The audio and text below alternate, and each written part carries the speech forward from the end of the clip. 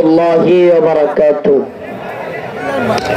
إن الحمد لله نحمده ونستعينه ونستغفره ونؤمن به ونتوكل عليه ونعوذ بالله من شرور أنفسنا ومن سيئات أعمالنا.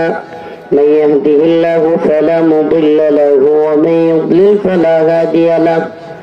ونشهد أن لا إله إلا الله وحده لا شريك له. أما بعد فأعوذ بالله من الشيطان الرجيم. بسم الله الرحمن الرحيم. قل إن كنتم تحبون الله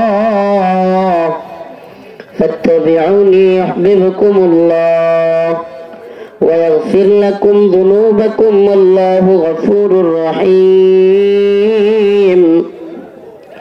وقال رسول الله صلى الله عليه وسلم: لا يؤمن أحدكم حتى أكون أحب إليه من والده وولده والناس أجمعين.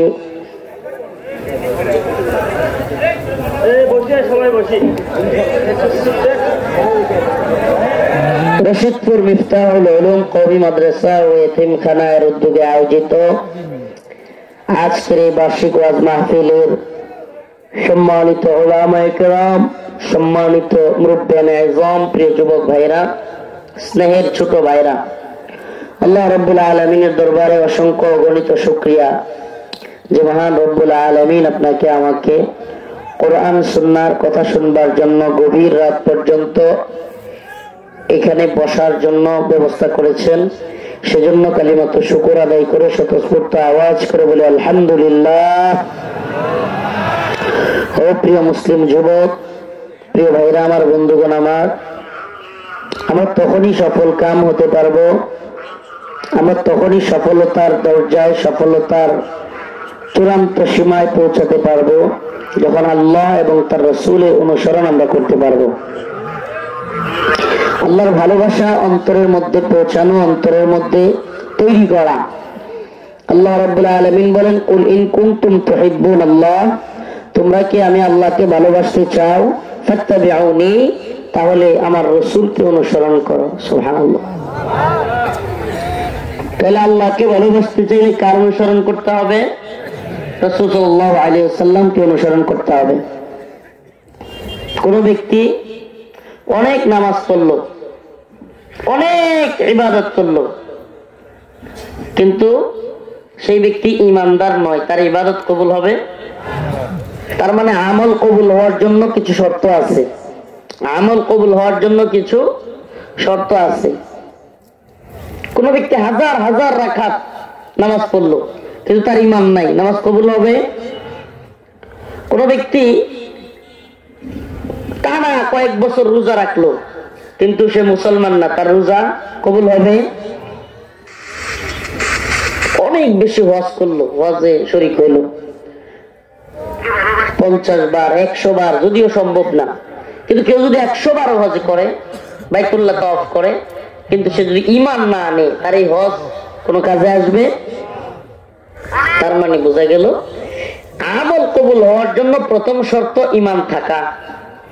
এজন্য আমরা হাদিসের মধ্যে পড়েছি, আখলিস দীনাকা ইয়াকফিকাল আমালুল কলিল, তোমার ঈমানকে আগে খাঁটি করো, তোমার ঈমানকে কি করো? অল্প আমলই নাজাতের জন্য যথেষ্ট হইবে। ঈমান খাঁটি হইতে হবে আগে।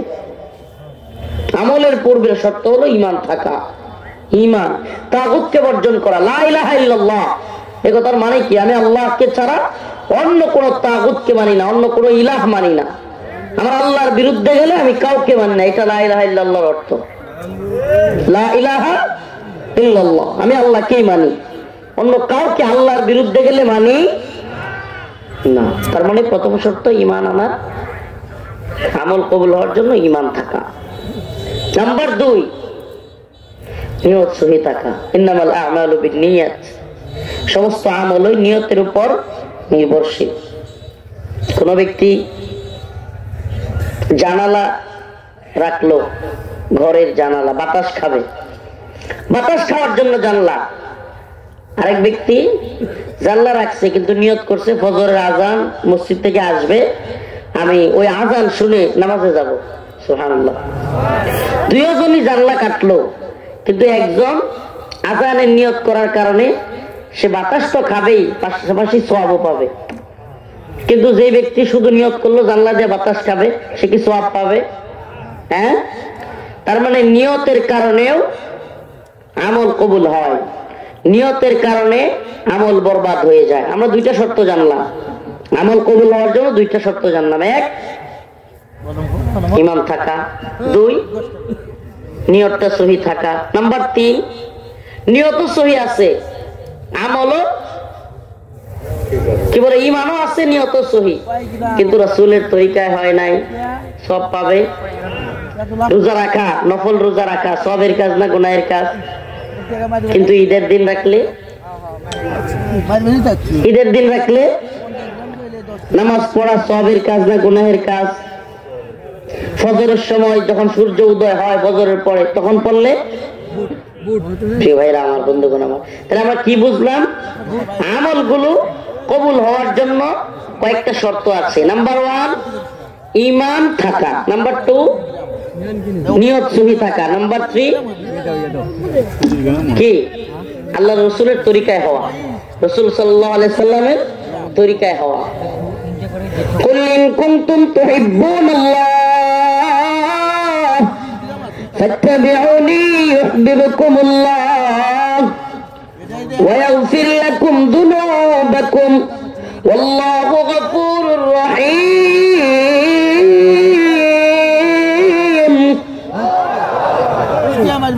আল্লাহ রাব্বুল আলামিন বলেন, হে নবী আপনি বলে দেন, আমার প্রিয় হাবিব জানায়া দেন, যদি তোমরা আল্লাহকে ভালোবাসতে চাও, কাকে? আল্লাহকে ভালোবাসতে চাই তো? হ্যাঁ, কেমন? অল্প বেশি? ফজরের নামাজের সময় ঠান্ডা পানি দিয়ে ওযু করার অভ্যাস আছে? হ্যাঁ, অনেকে চোখ সরায় ফেলছে, মাশাআল্লাহ।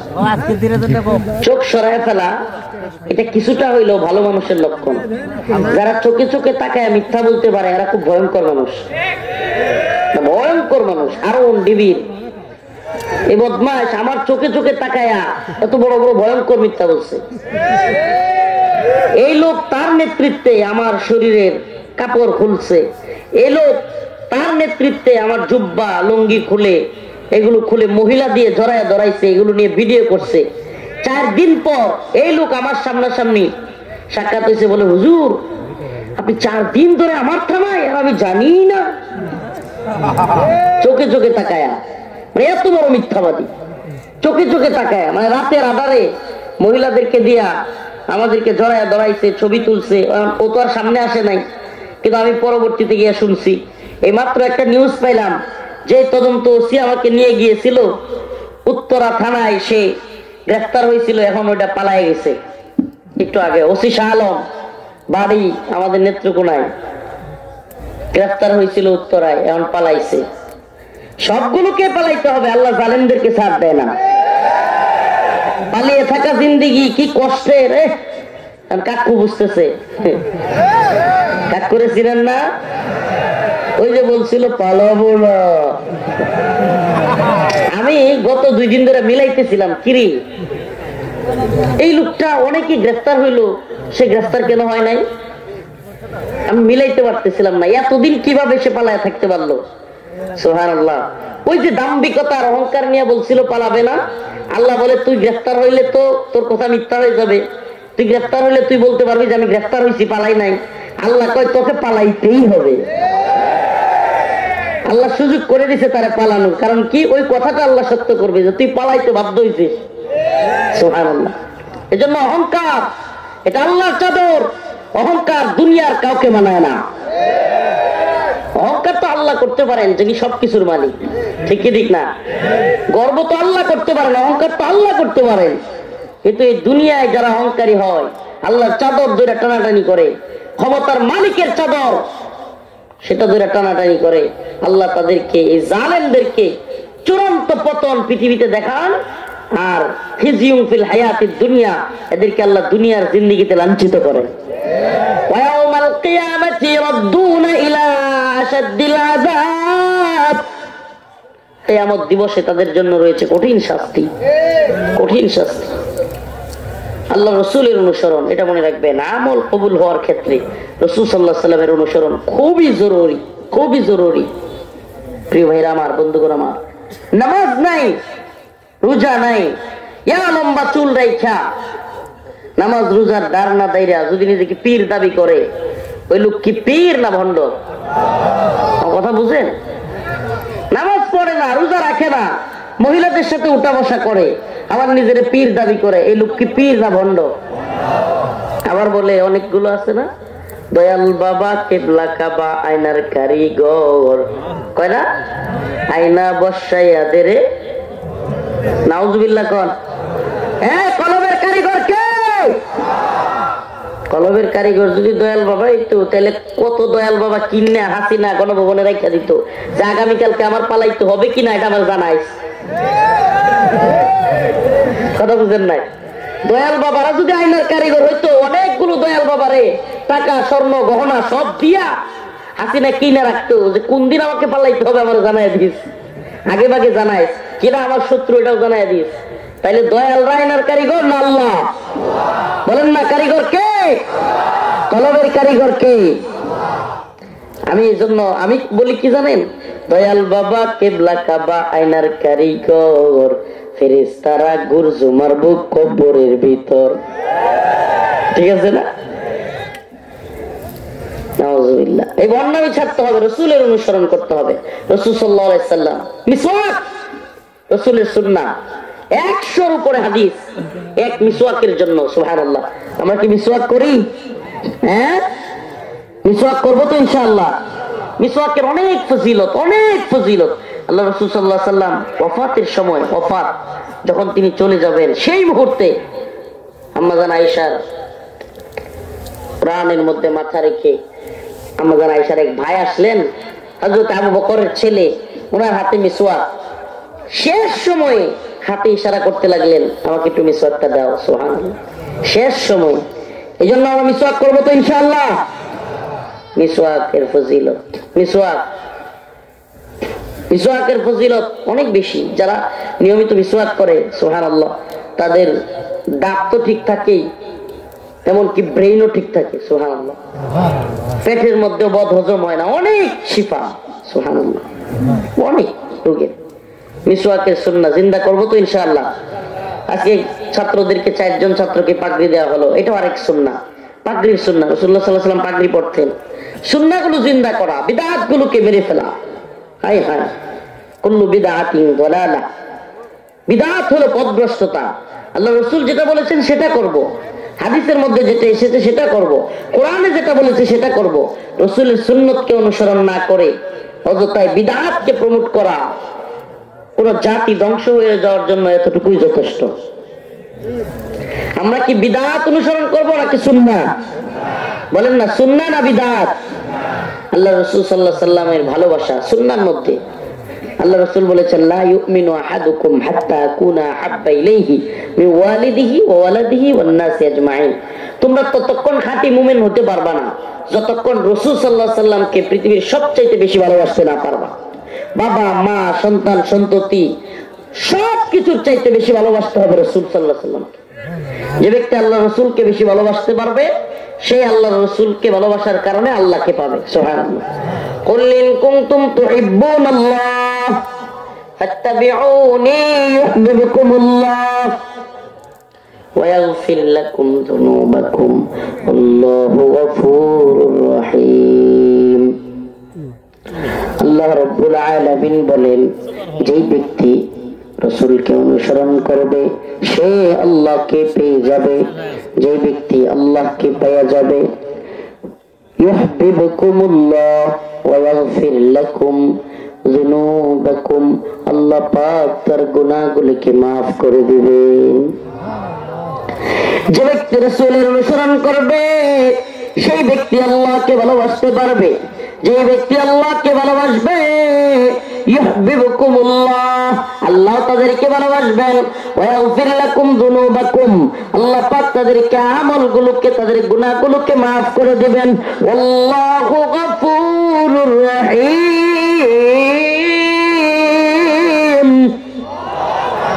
কারণ আল্লাহ তাআলা অত্যন্ত দয়ালু, ক্ষমাশীল।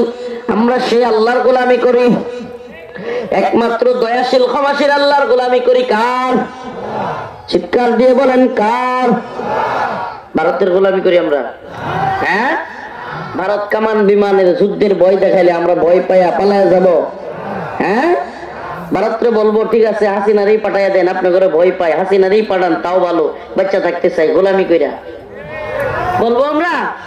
হ্যাঁ, আমরা গোলামির জিন্দেগিতে আবদ্ধ হব না। যদি দিল্লি বারবার হুমকি দিতে চাই, আমরা বলি এই বাংলার মুসলমানেরা পৃথিবীর কোন পরাশক্তিকে পরোয়া করে না, আমরা একমাত্র আল্লাহকেই পরোয়া করি। আমরা কাকে ভয় করি? দিল্লি হুমকি দেয় আমাদের সিলেট, চট্টগ্রাম, ঢাকা, কুমিল্লা বিভিন্ন জায়গার নাম নিয়ে নিয়ে দখল করে ফেলবে। আমরাও বলি মুসলমান একমাত্র আল্লাহকে ভয় করে, আমরা একমাত্র আল্লাহর গোলামি করি। দিল্লিকে বলি যদি দখল করতে আসো, ইতিহাস স্মরণ করে দিতে চাই, মুহাম্মদ বিন কাসিমের ইতিহাস, সুলতান মাহমুদ গজনভির ইতিহাস, আমাদের আকাবিররা ভারতবর্ষ হিন্দুত্ববাদীদের হাত থেকে দখল করেছিল। যদি প্রয়োজন হয় আমার মুসলিম উম্মাহর যুবকদেরকে নিয়ে আমরা ভারতকে মুসলমানদের অধীনস্থ করবো, দখল করবো ইনশাআল্লাহ।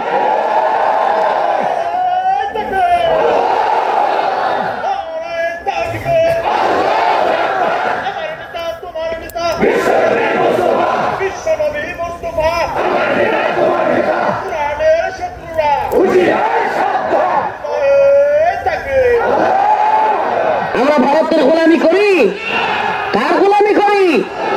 আপনারা কি ভারতের হুমকি ধমকিতে ভয় পান? ও বগুড়ার মুসলিম উম্মার যুবকেরা, প্রিয় যুবক, তোমাদেরকে বলে যাই, তোমাদের কাছে আমাদের অনেক প্রত্যাশা। যৌবন যার, যুদ্ধে যাওয়ার সময়টা। আমরা যুদ্ধটা চাই না, কিন্তু যদি আমাদের উপর চাপায়া দেওয়া হয়, আমরা মুসলমান বীরের জাতি, আমরা লড়াই করতে জানি। রাজি আছেন তো ইনশাআল্লাহ? ফিটনেস ঠিক রাখতে হবে, শারীরিক ফিটনেস, মানসিক ফিটনেস সবসময় তৈরি থাকতে হবে। হিন্দুত্ববাদীরা যেইভাবে হুমকি দিচ্ছে, শুধু হুমকিতেই ক্ষান্ত নয় এরা। আমাদের বাংলাদেশের আজকে এবং গতকালকে 2-3 দিন যাবৎ বিভিন্ন সীমান্তে অস্থিরতা চলতেছে, বিভিন্ন সীমান্তে তারা হামলা করবার প্ল্যান করতেছে, বিভিন্ন স্থাপনা নির্মাণ করতে চাচ্ছে। আলহামদুলিল্লাহ, আমাদের মধ্য মুজাহিদরাও, আমাদের মুসলিম যুবকেরাও মুসলিমদের পক্ষ থেকে পাল্টা জবাব তারাও দেখা দিচ্ছে। শুনলাম 5 কিলোমিটার জায়গা ভারতীয় বাহিনীর কাছ থেকে মুসলমানরা উদ্ধার করেছে। হাসিনার সময় জীবনে কোনোদিনই কথা শোনা গেছে? হ্যাঁ, হাসিনার সময় কি শোনা যাইতো মনে আছে আপনাদের? হ্যাঁ, ফেলানির লাশ কাঁটাতারের বেড়ায় ঝুলে আছে, অনেক মানুষকে কাঁটাতারের বেড়ায় গুলি করে মারতেছে। তারপরেও ওই আব্দুল শয়তানরা, শয়তানের বান্দা যে ইয়াসিন, ওই যে আব্দুল মোমেন একটা পররাষ্ট্রমন্ত্রী, এটার নাম দিছে আমি আব্দুল শয়তান, এই বদমাশ তারপরেও বলতো আমাদের স্বামী স্ত্রীর সম্পর্ক। একদিকে ফেলানির লাশ ঝুলে, আর একদিকে বন্ডগুলো কি কয় স্বামী স্ত্রীর সম্পর্ক। তাহলে স্বামী কেডা, স্ত্রী কেডা, বন্ডের দল? তো যা অবৈধ সম্পর্ক তোদের অবৈধ জায়গায় পাঠাই দিছি। আমাদের দেশে অবৈধ মাইয়ারে থাকবার দরকার নাই, আমরা এই অবৈধ সম্পর্ক মানি না। তোদের সম্পর্ক নিয়ে তোরা থাক, আমরা গোলামি করি না। কি একটা আজীব অবস্থা। আমাদেরকে কাঁটাতারের সীমান্তে লাশ উপহার দেয়, বন্যার পানি দিয়ে আমাদেরকে মারে, আমাদের ট্রানজিট নেয়, আমাদের রেল লাইন নেয়, আমাদের বন্দর নেয়, আমাদের আম রূপালী নেয়, আমাদের ইলিশ নেয়, সব নিয়ে নিয়ে আমাদের লাশ উপহার দেয়। এরপরেও নাকি আমাদের কইতেইব আমাদের রক্তের সম্পর্ক। ওরে বন্ডের দল, সম্পর্ক সম্পর্ক গোলামির নাকি আজাদির?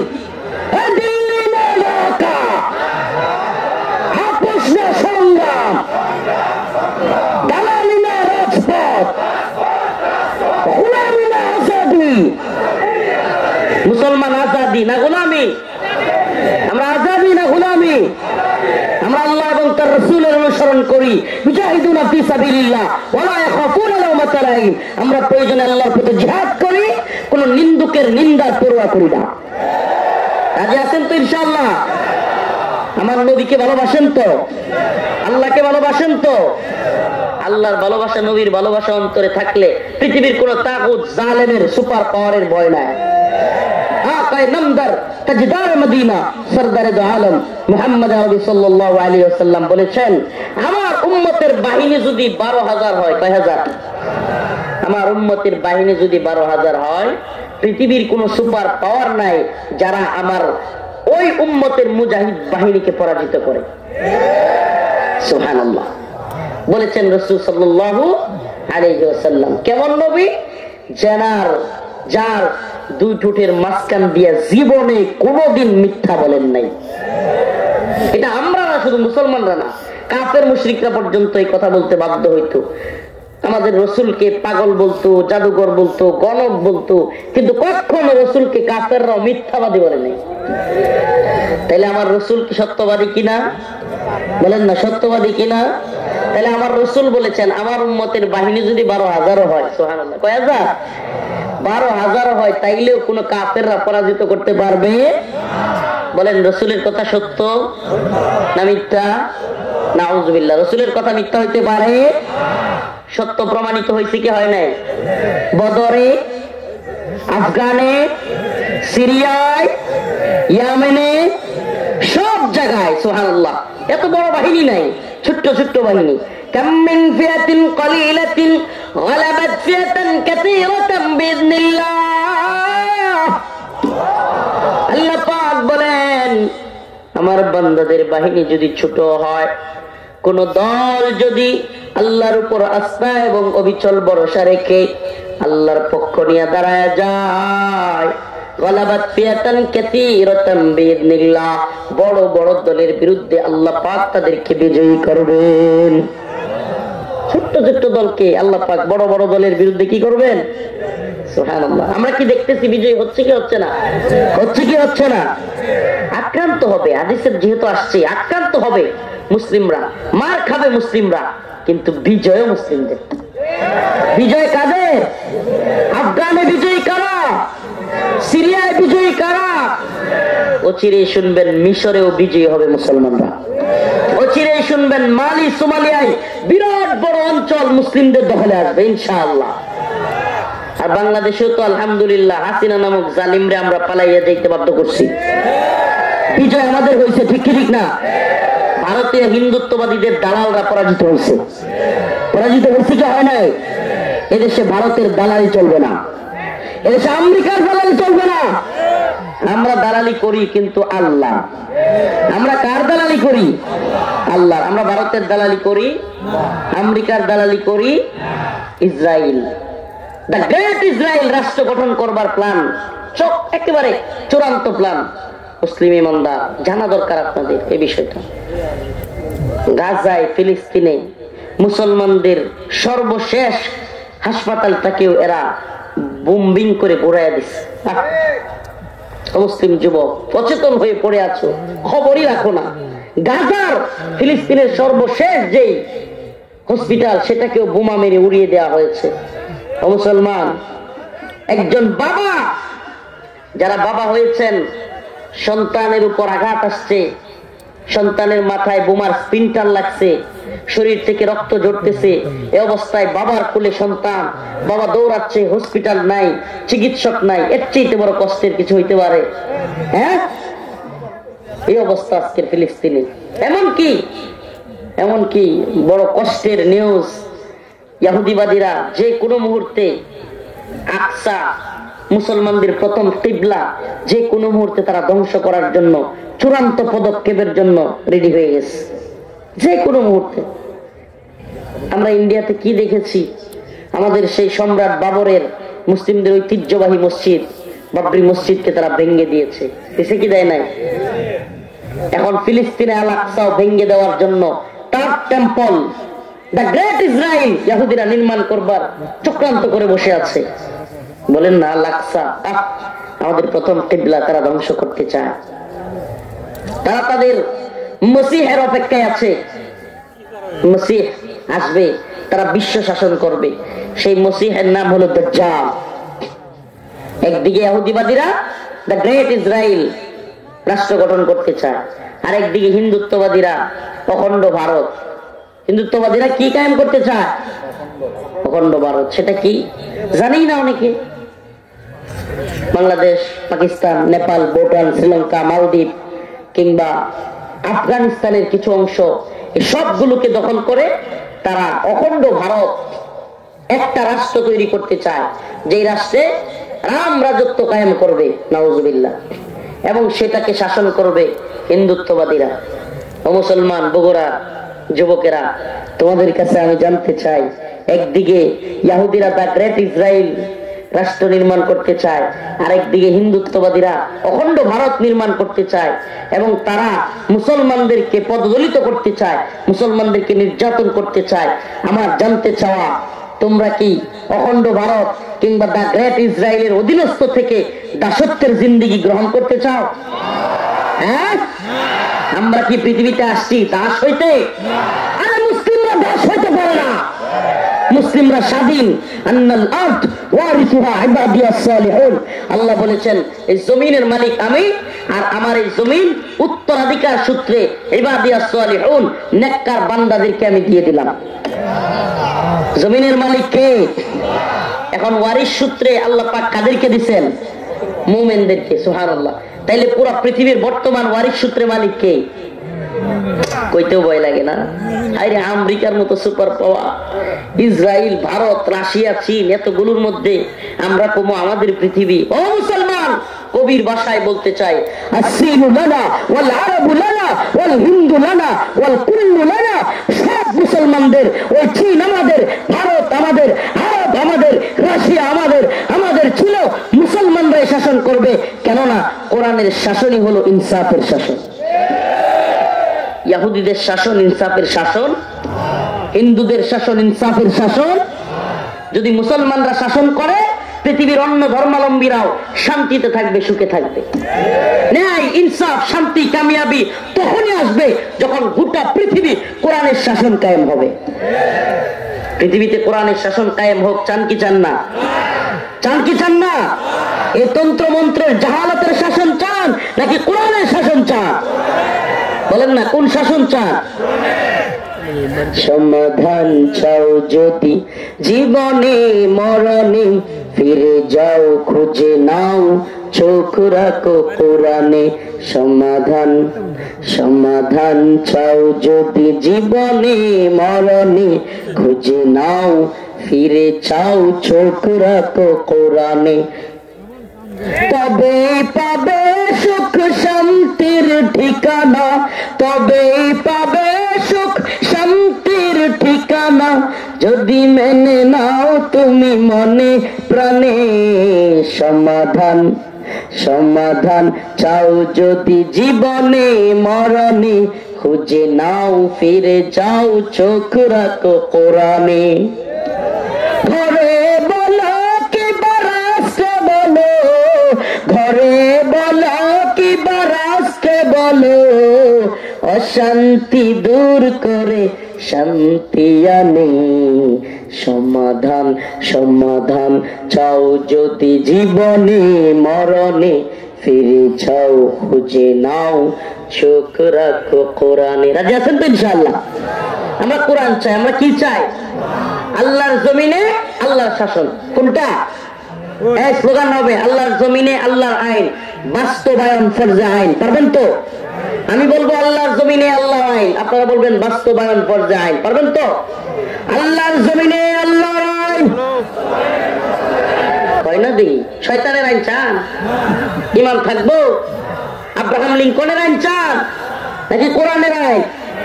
আল্লাহর জমিনে আল্লাহর আইন। দূর বগুড়ার মানুষ কোথায় গেছে? বাস্তবায়ন ফরজে আইন। আরেকটু সহজ করবো, আরো সহজ।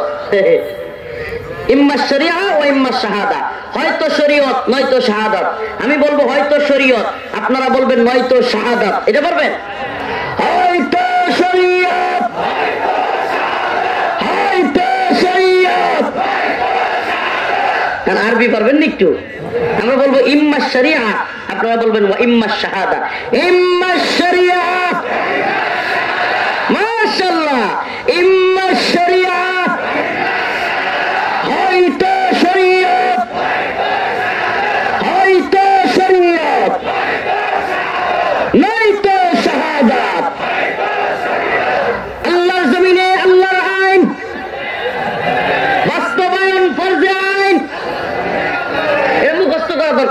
আল্লাহর জমিনে আল্লাহর আইন বাস্তবায়ন ফরজ আইন। আল্লাহর জমিনে আল্লাহর আইন বাস্তবায়ন ফরজ আইন। এই দালালি না রাজপথ, আপোষ না সংগ্রাম, গোলামি না আজাদি, দিল্লি না ঢাকা। মাশাআল্লাহ, চেতনা আছেন একটু। এই চেতনা ইমানের চেতনা। এই চেতনা গাঞ্জা খাওয়ার চেতনা না, শেখ মুজিবের গাঞ্জা খাওয়ার চেতনা। গাঞ্জার কলকি যার মুখে থাকতো হের আবার চেতনা।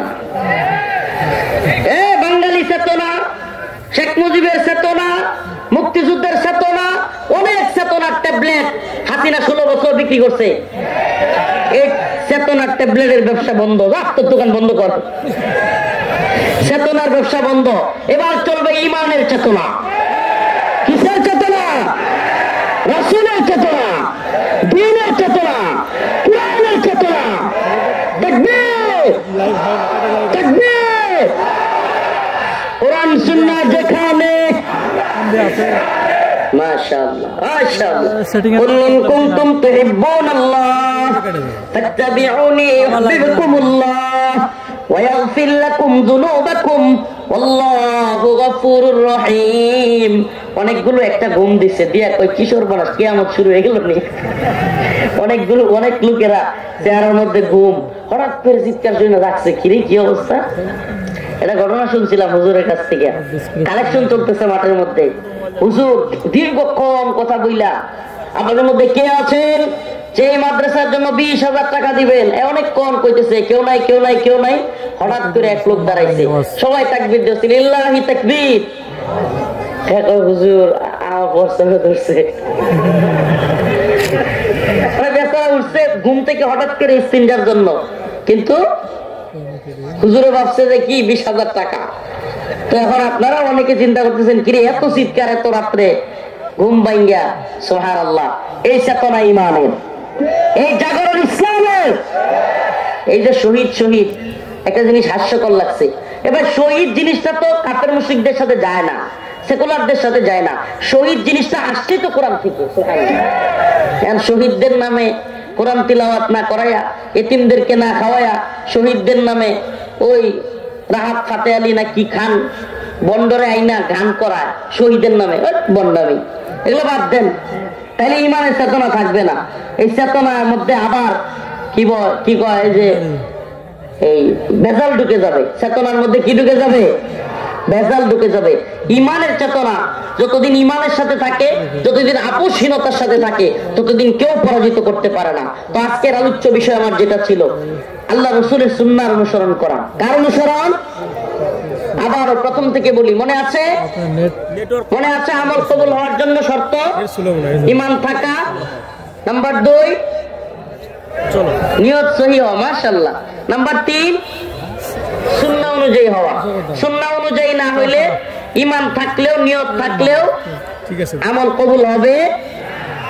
দলিল দলিল রোজা রাখা সবের কাজ, ঈদের দিন রাখলে, কারণ সুন্নাহ অনুযায়ী হয় নাই। রোজা রাখা, তাহলে মাজারে গিয়ে কেউ সিজদা করবো, লা তাত্তাখিযুল কুবুর মাসাজিদা, তোমরা কবরকে সিজদার স্থান বানায়ো না। কবরকে সিজদার স্থান। তবে মুসলিম ভাই আপনাদেরকে বলি, ঝগড়াটা এখন নিজেরা নিজেরা না,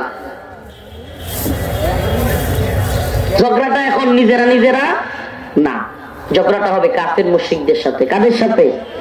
মুহাম্মাদুর রাসূলুল্লাহ ওয়াল্লাযীনা মাআহু আশিদ্দাউ আলাল কুফফার রুহামাউ বাইনাহুম। আল্লাহর রাসূল এবং তার সাহাবায়ে কেরাম আশিদ্দাউ আলাল কুফফার, কাফের মুশরিকদের সাথে শক্ত ছিলেন। রুহামাউ বাইনাহুম, কিন্তু নিজেরা নিজেদের মধ্যে কেমন ছিলেন? নরম। সুবহানাল্লাহ, নরম ছিলেন নিজেরা নিজেদের মধ্যে। তাহলে আমরা টঙ্গিতে গিয়ে কি পালোয়ান সাজবো? মুসলমানদের মাথায় আঘাত করবো? হ্যাঁ? আর মন্দিরে গিয়ে দারোয়ানগিরি করবো মূর্তির? দেখেন নাই বিভিন্ন দল, বিভিন্ন নেতা, ওরে বাবা রে বাবা, মূর্তি পূজার মধ্যে হায়রে দারোয়ানগিরি, একেবারে হিন্দুত্ববাদীদের দারোয়ানগিরি। এখন যখন চট্টগ্রামে সাইফুল ইসলাম আলিফ ভাইকে এরা জবাই করে দিছে, মুসলমানদের বিরুদ্ধে ষড়যন্ত্র করতেছে, ইসকন লক্ষ লক্ষ লোক নিয়ে বাংলাদেশ দখলের ভারতকে উস্কানি দেওয়ার ষড়যন্ত্র করতেছে। এখন কিছুটা হইলেও আরো দেরি করবে, মানে হুশ ফিরছে না। আচ্ছা আরো দেরি করবে, বুঝে আসছে। আল্লাহ বলছে ইন্নামাল মুশরিকুনা নাজাস, এই মুশরিকরা হলো নাপাকি। আল্লাহ বলছে লাতাজিদান্না আশাদ্দান নাস আদাওয়াতাল লিল্লাযিনা আমানুল ইয়াহুদ ওয়াল্লাযিনা আশরাকু, ঈমানদারদের সবচাইতে কঠিন শত্রু হলো ইহুদি এবং মুশরিকরা। তা আল্লাহর কথা উল্টায়া মন্দিরে গিয়া দারোয়ান সাজছেন, টঙ্গিতে গিয়া পালোয়ান সাজছেন, অথচ আল্লাহর রাসূল এবং তার সাহাবীরা ছিল মুমিনদের দারোয়ান, কাফেরদের বিরুদ্ধে পালোয়ান। তো আমরা কাফেরদের বিরুদ্ধে পালোয়ান, কথা বলেন। ভারতের বিরুদ্ধে কি দেখেন না, একটা ছবি খুব ভাইরাল হইছে, চাচা মিয়া সরিষা ক্ষেতের মধ্যে বিজিবির পিছন দিয়ে গিয়া রামডাল হয়ে বইছে। মাশাআল্লাহ, ভারত বা না ভারত খুব দুইটা দিবে। সুবহানাল্লাহ, তৈরি আছেন তো ইনশাআল্লাহ? প্রয়োজনে ডাক আসলে সেনাবাহিনীর সাথে হাতে হাত রেখে হিন্দুত্ববাদীদের বিরুদ্ধে আমরা ইনশাআল্লাহ বিজয়ের জন্য জিহাদ করব। রাজি আছেন? দলাদলি নাই, নেতার শায়েখগিরি পীরগিরি নাই, সবাই কাঁধে কাঁধ মিলাইতে হবে, দলাদলি বাদ দিতে হবে। মুসলমান এক দল, মুসলমান এক দল। আমাদের এত দলাদলি ভেদাভেদির দরকার নেই, আমরা সবাই এক হইতে হবে। দলাদলি কইরা ক্ষমতার বাগবাটোয়ারা, চাঁদাবাজি, টেন্ডারবাজি, লুটতরাজ, এগুলো থেকে আল্লাহ পাক আমাদেরকে হেফাজত করুক। এগুলো করা যাবে? সুন্নাহকে অনুসরণ করা, বিদআতকে, খারাপ কাজগুলোকে ছেড়ে দেওয়া। আল্লাহ পাক আমাদের সবাইকে তৌফিক দান করুক, বলেন আমিন। কি কষ্ট, কি পরিমাণে যে কষ্ট যাচ্ছে। আপনারা তো আমাদেরকে দেখেন মিডিয়ায় খালি হুজুররা গরম বক্তব্য দেয়, হুজুররা চলতেছে, হুজুরদের প্রোগ্রামে মানুষ হচ্ছে। ভাইরে আড়ালের কষ্টটা দেখেন না। আমি আল্লাহ মাফ করুক, আগামী বছর থেকে আমিও নিয়ত করেছি এত প্রোগ্রাম করব না। কি যে কষ্ট হচ্ছে। ওই দিন গেলাম যশোর, পরের দিন চট্টগ্রাম, পরের দিন আবার সিলেট, আবার ঢাকা, আবার নেত্রকোনা, এখন আবার বগুড়া। এই যে সফর, একের পর এক সফর, মেরুদণ্ডে মাঝে মাঝে প্রাইভেট কারে বসে থাকতে থাকতে ব্যথা করে। এমন অবস্থা হয় মাঝে মাঝে ঘুমের ঘাটতির কারণে হাড় ব্যথা হয়ে যায়, মাথা ঘুরায় পড়ে যায়। কারাগারে থাকতে অনেকেই দোয়া করেছেন আমাদের জন্য, এখনো দোয়াটা করবেন, করবেন তো দোয়া ইনশাআল্লাহ। আমি আপনাদের জন্য দোয়া করি, আখির মুনাজাতের আগে, দোয়ার আগে দান সাদাকা কবুল হয়। কেউ যদি আমার হাতে দিতে চান, এই মাদ্রাসার জন্য, দ্বীনি কাজের জন্য আমার হাতে দিয়ে যাবেন ইনশাআল্লাহ। আল্লাহ পাক আপনাদের দান সাদাকাকে কবুল করুক, বলেন আমিন।